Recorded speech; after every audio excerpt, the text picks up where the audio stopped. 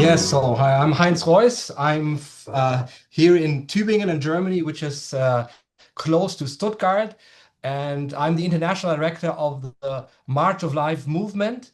And yeah, so I'm 49 years old. I'm married. I have three little kids, 7, 5, and 1 year old. And it's a pleasure to be here with you all. Thank you so much. And could you explain a little bit what the March of Life is, what this movement is about?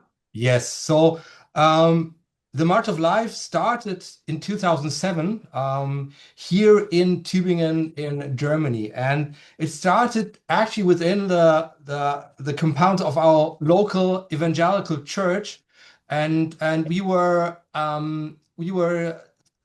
looking like it was like a movement, also a prayer initiative that we had, and we were looking into the history of our own German families.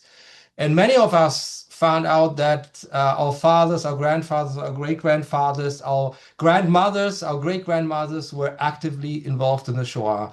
And they were involved as normal Wehrmacht soldiers, as SS people, as concentration camp guards, as people working in the financial institutions, taking away Jewish properties, and learning these stories shocked us. It really moved us a lot, and we understood that the Shoah is not just something that's so far away, but it's came very, very close. And at the same time, we also learned more about the history of our own little beautiful university town of Tübingen. Probably some of you have already been here. It's a very nice college town with medieval buildings and huge university, which is renowned for its medical and law, but also theology faculty. And what we found out that this little nice university town, which always said, "Oh, nothing happened in the Nazi time," was actually a hotbed of Nazi ideology. So from this town in Tübingen, some of some of the leaders of the SS Einsatzgruppen who were active in the Ukraine, some of the people like Dr. Walter Stahlecker, who was the head of Einsatzgruppe A, person responsible for killing 250,000 Jews, people like Theodor Dannecker, who was the right-hand man of Adolf Eichmann, person responsible for deporting the Jews from France, partly for a few weeks, but later also in Hungary. People like Erich Ehrlinger, who was head of one of the killing squads of Einsatzgruppe C in the Ukraine, and other more PhDs and people. They were here from Tübingen, from this little town, and this is the story for 70 years no one talked about it. And all this very much moved us a lot, like in our church community. And then we also learned that there were death marches from Dachau to from 7, 8 concentration camps that were set up around Tübingen at the end of World War II in 44 for early form of fracking that never worked but killed tens of thousands of inmates that were brought here from Auschwitz. And at the end of the war, there were death marches to Dachau. And so we had this idea to do a March of Life on the trails of the Death March. And we just wanted to do this one-time event. We are a church, we're not a Holocaust remembrance organization. That's what we were thinking about. But we said, let's do this one time and walk on these trails of the Death March. And then Jewish friends heard about it and they said, we want to join you. So we had, in the end, we had 2 Holocaust survivors and 30 descendants of Holocaust survivors joining us on that route. And we literally marched for 3 days on the routes in these in different legs and different groups. And we had these amazing encounters between the descendants of the Nazis and the descendants of the Holocaust survivors, talking to each other about their family history. And we arrived in Dachau and we had this event there with the Holocaust survivor, and she shared her story, and it was very, very meaningful. And we had the Jerusalem Post reporting about it and the New York Times, and we kind of and Pastor Jobs Bittner, who founded the whole thing, he said, this is something we have to do it again. So we did it again in 2008. We did another March of Life, this time in Eastern Germany. involving hundreds of churches and many people, and walking a symbolic Star of David. And at that time, we already formulated our vision, which is remembrance, um, uh, uh, um, reconciliation, making a stand for Israel and against anti-Semitism. And again, it was very, very powerful, very meaningful, very strong personal encounters. And then we started to multiply the idea. In 2010, we were invited by churches to come to the Ukraine, and we did an event at Babi Yar, bringing 40 descendants of 40 descendants of perpetrators, Nazi perpetrators who were part of the Holocaust in the Ukraine. And they spoke about it, and we had events in 16 places all over the Ukraine. Also, those places, of course, that are now infamous for the war, but probably many of you also know the places from the Shoah, because of obviously in every place in the Ukraine you will find a mass grave. And so we went to 16 cities from Mariupol to Lviv, and also on the Crimea at that time, and to Kharkiv and to Dnipropetrovsk and Zhytomyr and Berdichev, in many places.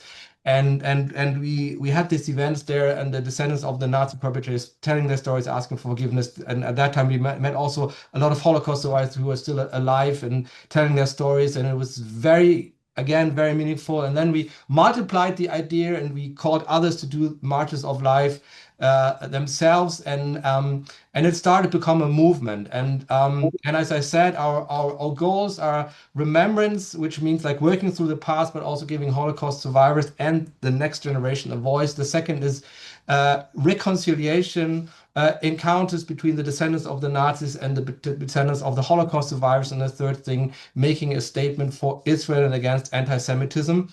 And when we started in 2007, many people said, "Why are you talking about anti-Semitism? This is a problem of the past." But obviously now we know that it's not. And now and I'm doing a big jump now, and we can talk about all the developments later. But now we're doing annual marches of life every year. So last year in 2025, we had 117 marches in 23 nations, mobilizing 30,000 people worldwide. And last year, our message was, we will not be silent for Israel and against anti-Semitism.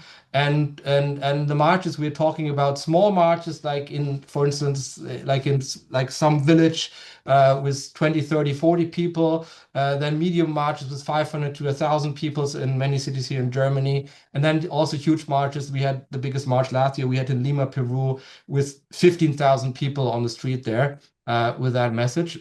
So that's what it is. And what we're doing, we're calling Christians specifically to lift their voices, Christians specifically to confront anti-Semitism within their own history. Of course, in Germany, it's the history of the Shoah, but you would find the history of anti-Semitism obviously in every culture, specifically in every Christian church, and really honestly confronting the story within your church, within in your family, and speak about it.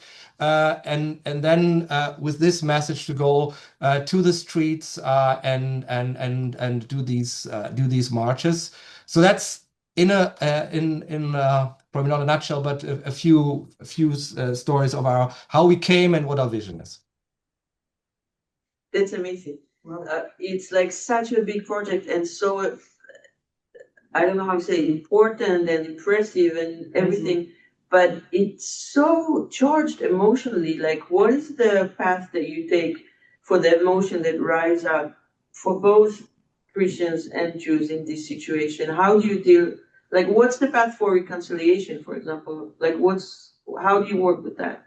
Yeah, it's very important. I think that's also the heart of what we're doing, because remembrance and also Holocaust remembrance can become very boring. Sorry that I'm so clear with that, but it becomes very boring if it's just a ritual of like annual remembrance. And also, as we see that and if you have a Holocaust survivor, of course it's very vivid, but of course we are going now into a time where soon we will not have any Holocaust survivors left that can tell the story. So you kind of become detached from the reality of the Shoah.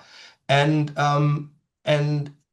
then using the personal stories from both sides gives you a personal connection to it, and this is so important. But you're asking, how do we deal with it? And this is it's it's a trial and error thing that we've a path that we've walked for a long time, and we had a beautiful encounter last week here at the March of Life conference here in Tübingen. I'll just give it to you as an example.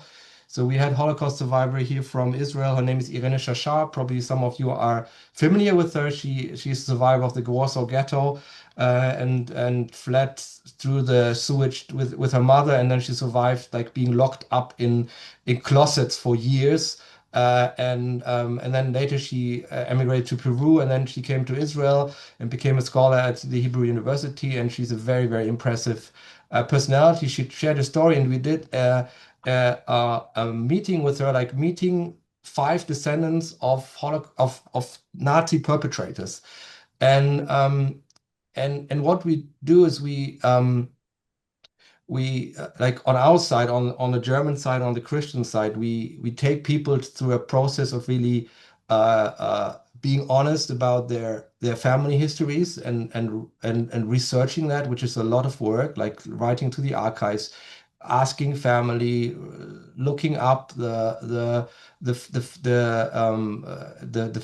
family thing and everything. And we do something that we call breaking the veil of silence seminars, which are seminars where we talk about the importance of working through the family histories from a psychological viewpoint, from a historic viewpoint, but also as Christians from a theological viewpoint, because we believe that this is also important from from a faith view, that to look at these things. And so we take people through a process, so they kind of already processed it in some way, so they don't abuse Holocaust survivors as their own kind of how to put it, that they don't abuse them to get their own healing from them, because that's not the point, okay?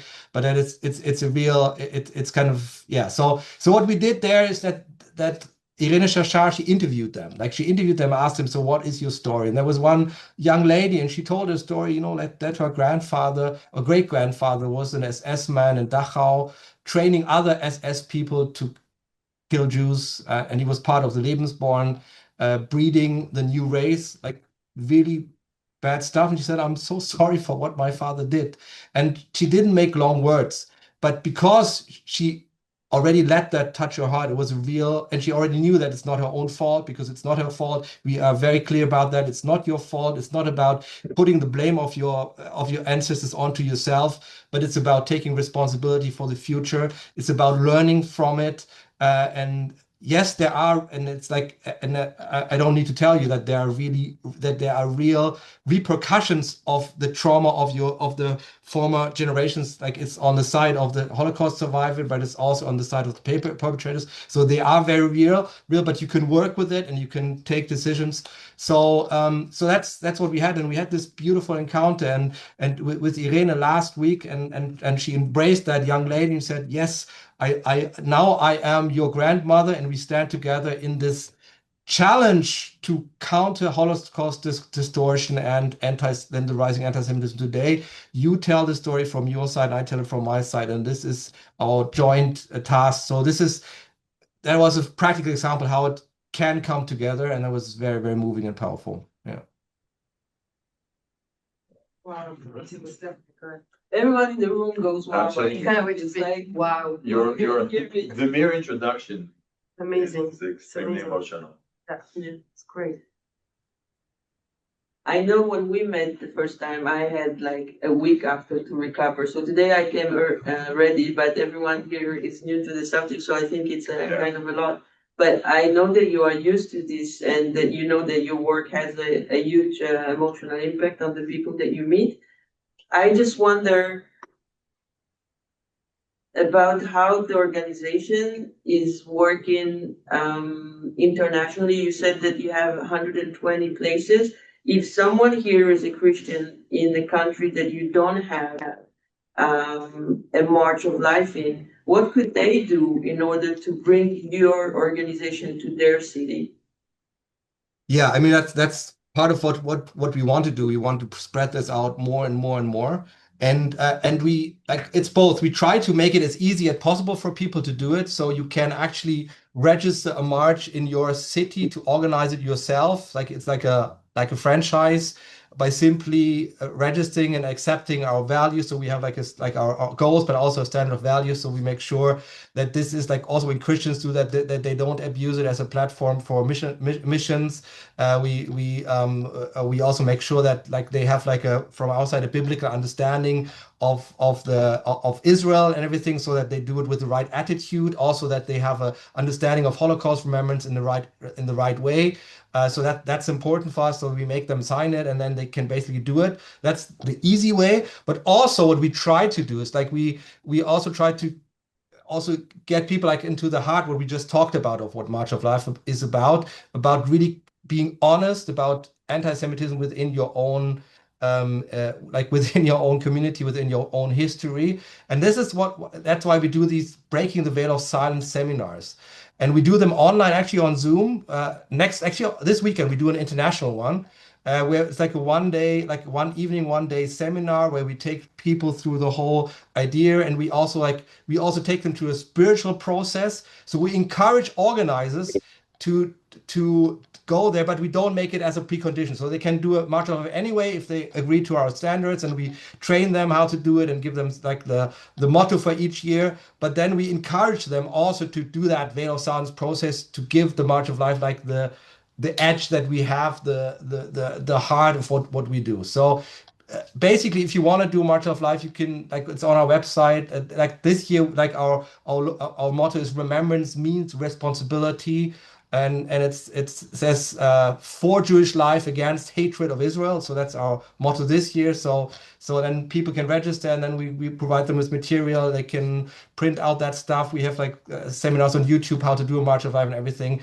But that's the like it's like a two-side thing. On one thing, we try to make it as easy as possible for people to simply join in as if they agree with our values on the one side. But on the other hand, we also try to give it depth with these veil of silence seminars. We encourage people to do that. So that's the kind of thing. And then as people like we in certain nations we have directors who coordinate the work there. Like in France we have a director in Austria, in Switzerland, in the UK, all the UK nations. In America, in Latin America, in different nations, we have directors in the Netherlands. But when we go into new nations, of course, we first of all test people and see how they do, and then as the relationship deepens, we also try to have directors who kind of spread the work themselves there on their own account. So that's kind of how we work. On the one hand, like we try to spread it. On the other hand, trying to keep the heart of what we're doing. Yeah. Wow. How does that feel in the context of German society? Like, what's the vibe around your activity? Are people like, what are the main reactions that you're getting Yeah, at? it's interesting. Like it's like different aspects to it. First of all, in Germany, it is like socially acceptable to do what we do, like really being honest about the family history in the Nazi time. So that's something that's like if you speak about this in the media, people really kind of admire it. They say, "Wow, this is good." Okay. And this is different than in other nations because I know that in other nations that's a big problem. If you do something like this in Poland or in Hungary or in that's you can get into trouble for that. Like it's not so popular in Germany. That is kind of popular, but also in Germany, like if you go on the family level, of course, you always go through a process. So like we have all kinds of families being really angry about other families who are really thankful for it. It's like it's very different. Like so you like it's a personal journey that every person that does that has to go through. And yeah, but then to the marches themselves. Also in Germany, and I have the comparison to other places. So I have the comparison to France, to Switzerland, even to Poland, everything. Um, uh, Basically, the message is um, accepted, like on a political level, also on a media level. We have been ripped apart in the media for being whatever. Like, interesting enough, we had a very anti-Israel journalist accusing us of being just missionaries. And when we told him that we're good friends with the rabbi, he didn't believe the rabbi. So yeah, but you know, that's how media things work. So we do get it, like we do get like indirect attacks more, like in Germany. It's like more indirect. We get attacked as evangelical Christians, as being like trying to push our own agenda, like having a double, like that we are not honest with our mission. Like that's the kind of attacks we get in Germany. It's not so much that people directly attack our message of being pro-Israel or being like doing the remembrance work. It's more indirect that we get hit here in Germany. So that's different, of course, in other nations. There, it's more direct. And then, of course, like since October 7th, we like the security aspect has become also in Germany more vital, like with attacks by so-called pro-Palestinians on what we do that has happened. Specifically, like we here in Tübingen, we have a little museum here that's been attacked, but yeah, so that's all we see. But on like the message, the basic message of March of Life is quite accepted in Germany still, even with the pro-Israel edge. If people attack it, they attack it more indirectly. So they go for us and try to find like other things to attack us on. Yeah, yeah. Yeah, we heard last week from the Commissioner of Anti-Semitism, and we learned a little bit about the climate in Germany. So this is a very interesting description. Thank you, because we don't know a lot of countries that are so honest, brutally honest about their history, and at the same time trying to educate and see how we can work together moving Yeah. forward. Maybe we can have a conversation together that could be very helpful also Yeah. for him. But on the church side of things, so the way I like your work, it's kind of like in the middle of three circles: the Holocaust survivor, which we are all in this room, I think, so families for all, and the church and Germany. So there's like these three forces influencing your work. So in the church, we learned from Father Patrick Dubois. You know him. He Yes, documented yes. the mass Mhm. graves in Poland, and we learned from him about the process of the church coming to in the 60s. I think they made a rule against anti-Semitism. Where do you see it in that conversation? Yeah, so first of all, of course, there's huge differences in different churches, and of course, Patrick Dubois is speaking about the Catholic Church, and he's of course speaking about the Nostra Aetate, which is really amazing, amazing process. Also, what Pope John Paul II did, and so that's the Catholic Church, and but the thing is that of course there are these documents, and the other thing is what is on the ground, and so what's in the hearts of people. And now, as not being a Catholic, I cannot completely give a complete picture of it. But talking to Catholic friends, what I learned from them is that it's like this is something that's there. It's like in the Catholic Church, it's like law, and it doesn't mean that this has really come through to the like the mainstream in the church, like with every priest or every parishioner or whatever. It has not come through. That's what I've learned from them. And this is like, of course, second, because I'm not Catholic myself, so I can only give that from my perspective and what I've heard from Catholic friends. Um, Actually, I was supposed to have a panel discussion at the March of Life conference with a Catholic journalist who's very pro-Israel, and I was about to ask him this question exactly: how is it possible that you have Nostra Aetate, but that large swath of the Catholic Church is so anti-Israel, believing the genocide? Like, how is that possible? And falling for these anti-Semitic things. Exactly what I want to ask him. Didn't have the chance. I will ask him next time. So, yeah. So, but that was a question I had myself. But obviously, the fact is that there is this document doesn't mean that the Catholic Church is completely as like turned around, because it's an issue of every family, of every heart, and that if to put it in a hopeful way, that it probably takes decades to change that. So it's a long process. Yeah, I hope that it goes in the right direction. I don't know. So yeah.